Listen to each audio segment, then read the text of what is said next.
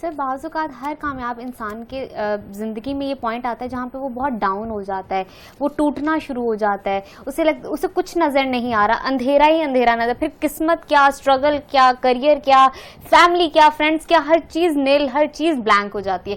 اس point پہ وہ ایک اکیلا انسان کہاں جائے, ایک اللہ کے سوا تو اسے کچھ نظر نہیں آتا.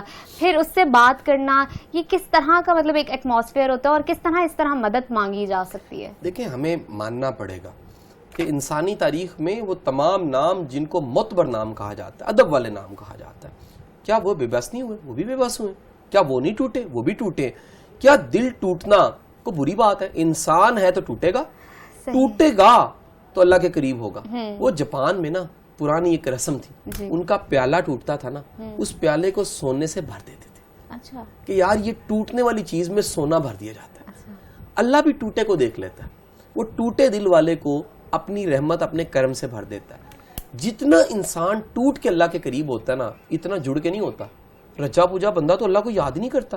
یہ مشکلیں, یہ پریشانیاں, یہ زخم, یہ زخموں کا ہرا رہنا, یہ قبولیت کی نشانی ہے کہ مالک آپ پہ راضی ہے. آنکھ کی نمی کو برقرار رکھنے والا, اللہ کی رحمت سے نا امید نہ ہو.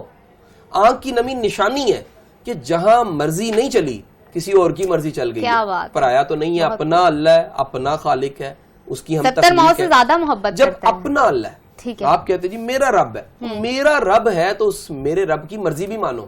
سو مرضی کو ماننے والا, سجدہ کرنے والا, مالک کی رضا پہ راضی رہنے والا, اس کے لیے نئے رستے, نئے دروازے کھل جاتے ہیں.